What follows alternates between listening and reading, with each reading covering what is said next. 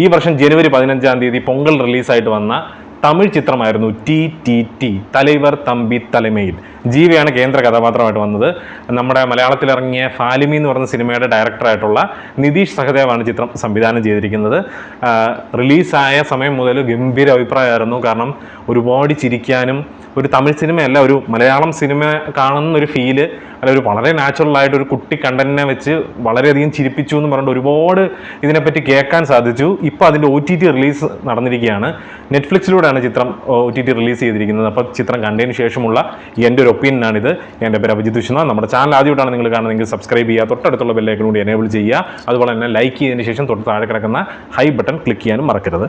അപ്പം welcome to Sini പീടിക. ഇത്തവണ പൊങ്കൽ റിലീസായിട്ട് വന്നിട്ട് ഏറ്റവും കൂടുതൽ ജനപ്രീതി നേടിയതും ഒരുപാട് അഭിപ്രായങ്ങൾ നേടിയതും ഒക്കെ ആയിട്ടുള്ള ഒരു സിനിമയായിരുന്നു TTT എന്ന് പറയുന്നത്. കാരണം അതുപോലെ മലയാളത്തിലാട്ടെ തമിഴിലാട്ടെ രണ്ടിടത്തും നല്ല രീതിയിലുള്ള ഒരു അപ്രീസിയേഷൻ ഒക്കെ കിട്ടുകയും നല്ല രീതിയിൽ ആൾക്കാർ വരവേൽക്കുകയും ചെയ്ത ഒരു സിനിമയായിരുന്നു TTT എന്ന് പറയുന്നത്. TTT എന്നാണ് ഷോർട്ട് ഫോം.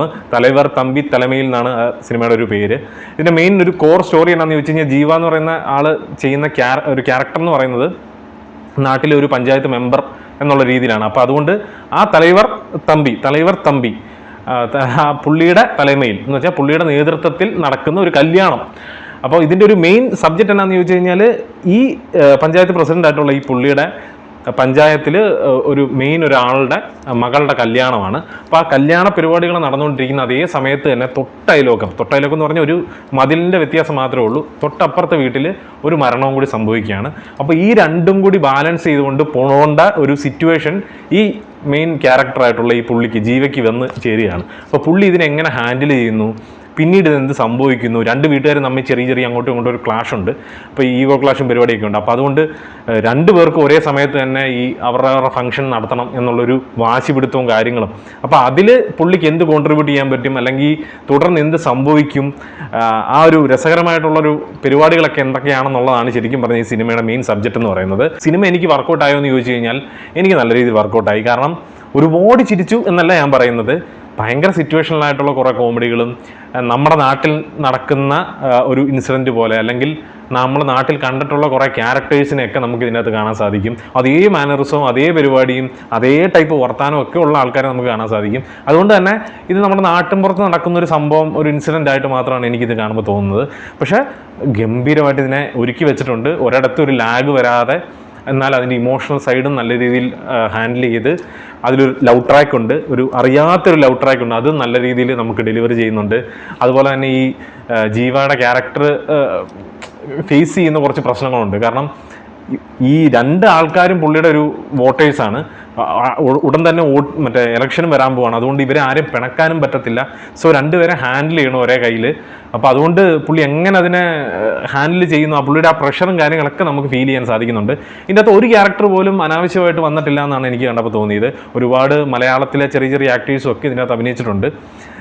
മെയിൻലി തമിഴ് ആക്ടേഴ്സാണ് ഇതിനകത്ത് ലീഡായിട്ട് വന്നിരിക്കുന്നത്. എന്നാൽ കൂടി ചെറിയ ആക്ടേഴ്സായിട്ട് വന്നിരിക്കുന്നതൊക്കെ മലയാളി ആക്ടേഴ്സാണ്. പിന്നെ ഡയറക്ടർ ഒരു മലയാളി ആയതുകൊണ്ട് തന്നെ ഒരു മലയാളിത്തമുള്ള എന്ന് വെച്ചാൽ മാർത്താണ്ഡം, നമ്മുടെ തിരുവനന്തപുരത്തിനടുത്ത് മാർത്താണ്ഡം, കന്യാകുമാരി ബോർഡറായിട്ടുള്ള മാർത്താണ്ഡം എന്ന് പറയുന്നത്, കന്യാകുമാരി ബോർഡറല്ല, കന്യാകുമാരി തന്നെയാണ് തോന്നുന്നു മാർത്താണ്ഡം അല്ലേ.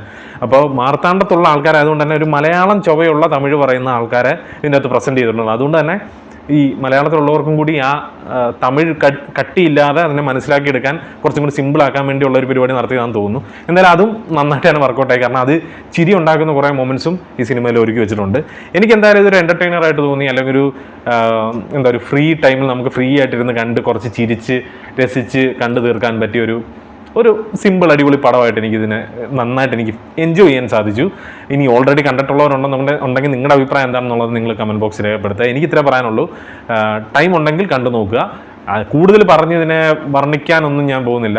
നിങ്ങൾ കാണുമ്പോൾ നിങ്ങൾക്ക് ആ ഒരു ജെനുവിനിറ്റി, ആ സിനിമയിലുള്ള ഒരു സോള്, ഞാൻ എപ്പോഴും പറയുന്നതാണ്, സിനിമയ്ക്കൊരു ആത്മാവ് വേണം, ഒരു സോള് വേണം. ആ സോളില്ലെങ്കിൽ ഒരു സിനിമ അല്ലാതാവും. അപ്പോൾ ആ ഒരു സോളുള്ളൊരു സിനിമയാണ് TTT. കണ്ടു നോക്കുക. കണ്ടിട്ട് നിങ്ങളുടെ അഭിപ്രായം കമൻറ്റ് ബോക്സിൽ രേഖപ്പെടുത്തുക. ഇനി കാണാൻ ആഗ്രഹമുള്ളവർ നമ്മുടെ വീഡിയോയ്ക്ക് ശേഷം പോയി കാണുക. അതിനുശേഷം നമുക്ക് വന്ന് റിപ്ലൈ തരിക. ഇത്രയൊക്കെ എനിക്ക് പറയാനുള്ളൂ. വേറെ മറ്റ് സിനിമകളൊക്കെ ആയിട്ട് നമ്മൾ ഉടനെ തന്നെ വരുന്നതായിരിക്കും. കൂടുതൽ സിനിമകൾ കാണാൻ ഇപ്പോൾ സമയം കിട്ടുന്നില്ല, അതാണ് ഏറ്റവും വലിയൊരു വിഷയം.